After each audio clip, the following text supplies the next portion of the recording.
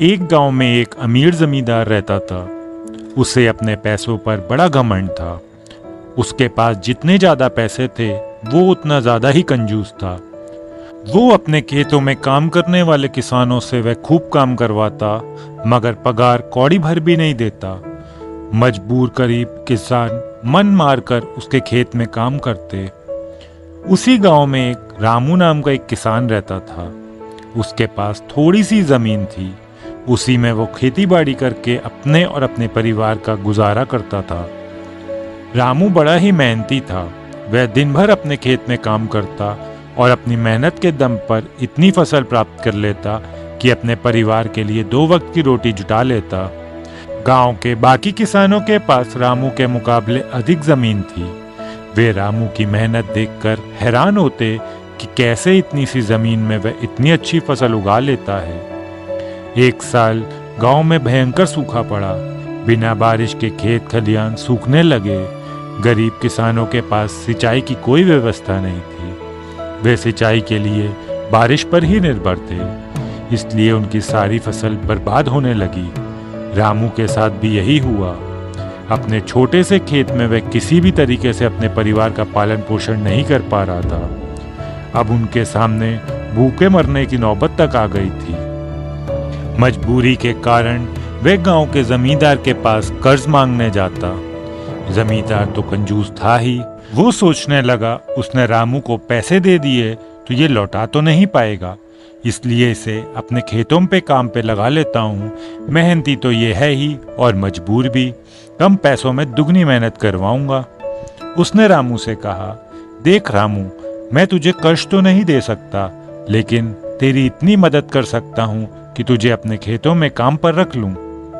तुझे महीने के 1000 रुपए दे दिया करूंगा।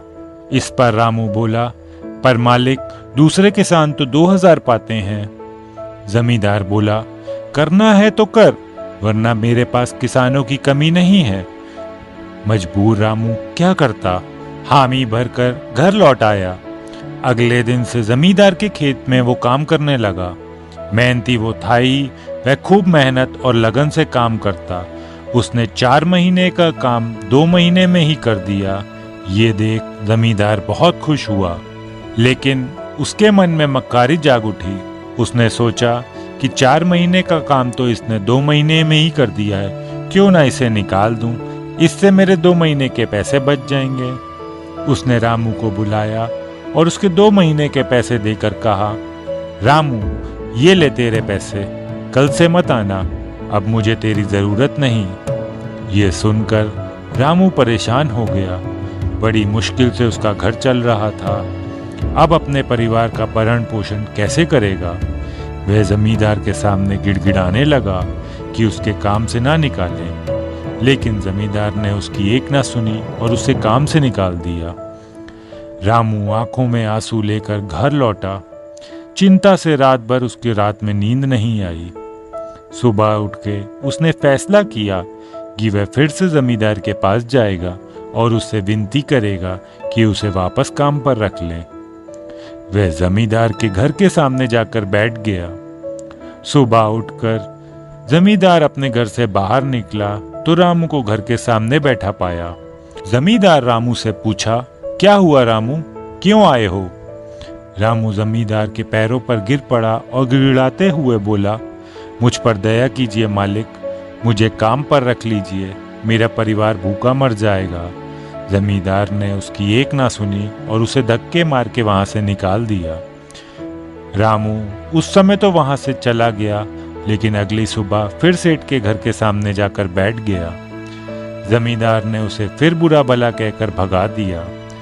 अब वह रोज यही क्रम चलाने लगा।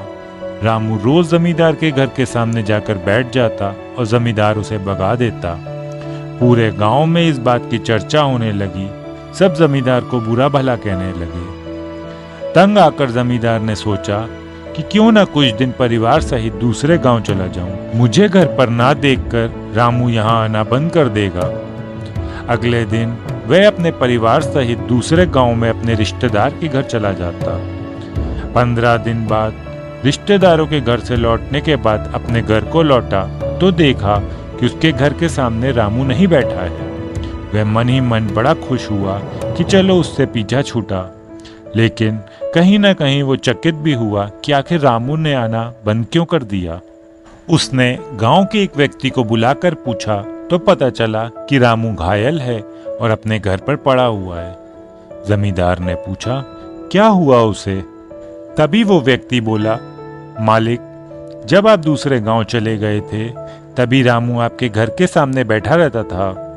एक दिन आपका खाली घर देखकर कुछ चोर चोरी करने के इरादे से आपके घर में घुसे, लेकिन वे रामू की नज़र में आ गए।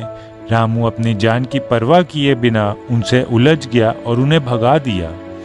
उसी बीच उससे हाथापाई होने के कारण रामू घायल हो गया।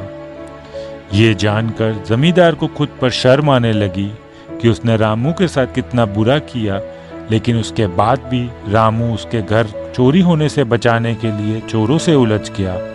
वह पछताने लगा। उसने रामू के घर जाने का फैसला किया। वह रामू के घर पहुंचा तो देखा रामू को काफी चोट आई हुई थी। उसके बच्चे भूख से बिलख रहे थे। ये देखकर जमींदार का दिल भर गया। उसने रामू से अपने किए की माफी मांगी और उसका इलाज करवाया, और ठीक होने के बाद उसे अच्छी पगार के साथ उसे अपने फिर से काम पर रख लिया।